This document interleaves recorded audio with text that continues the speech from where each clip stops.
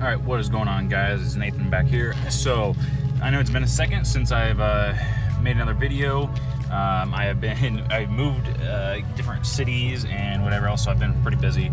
But yeah, I'm gonna end up doing a 8,000 mile review on my Mustang today. I know it's pretty crazy. I ended up buying this thing brand new, and it already has 8,000 miles on it, and man, it's only been like 4 months.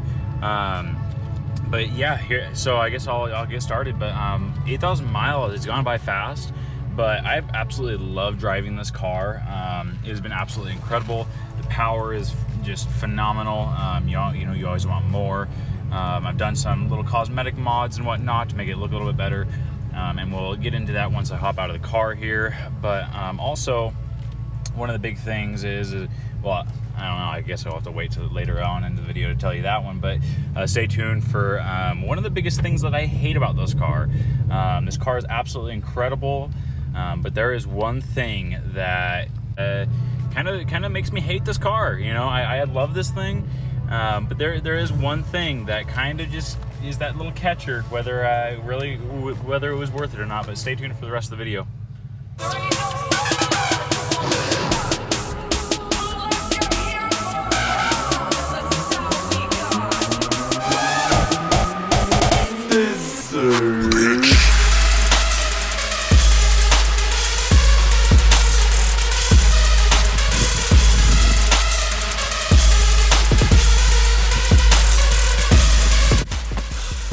So, I'm going to be giving you my review of the 8,000 miles that I have put on this car in about 4 months.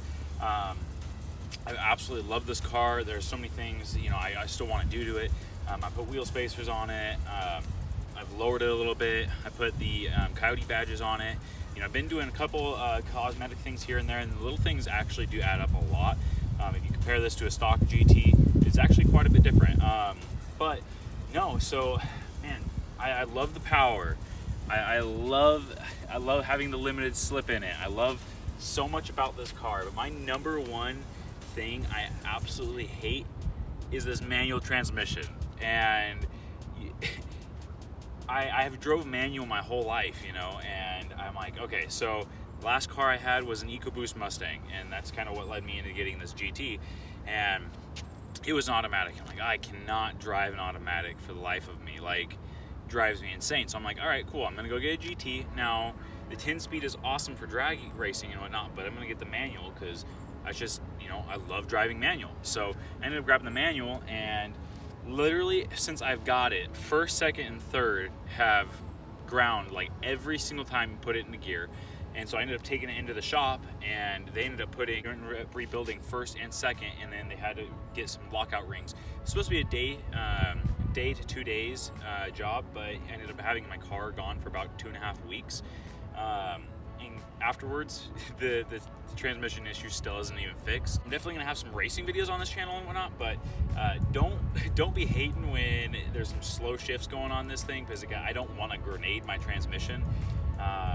But I absolutely love this car. We'll do a quick walk around of it really quick. So I put inch wheel spacers all the way around, and it doesn't rub at all.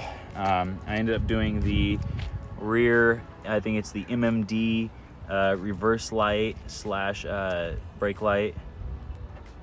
Yeah, there you go, you can see that. I've done the axle back and an H-pipe. Also did the rear lid or trunk lid that it doesn't have the lines in or anything, and I put my Coyote badge on it. I'm gonna have some yellow accents on here.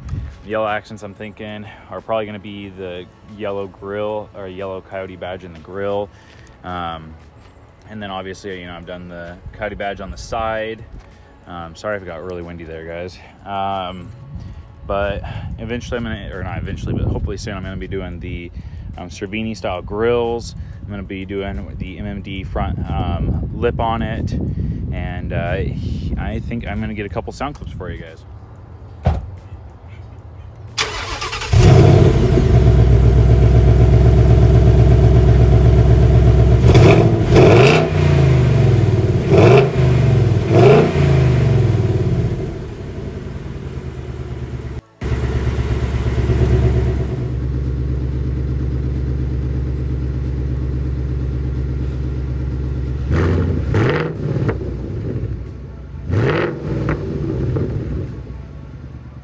so there was that. I don't know how well you could hear that, but I inserted a clip of the factory exhaust versus that. I didn't want to rev it too high. I already got people looking at me.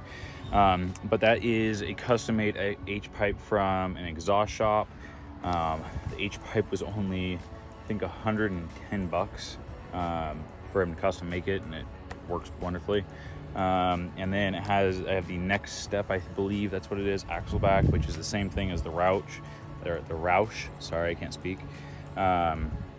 But just different tips. And yeah, that's pretty much it for the outside as everything goes. But really for the inside, what I absolutely love about this is my digital dash. That's really the reason I ended up trading in my EcoBoost, my 2015 EcoBoost for the newer GT, is because of this gauge cluster.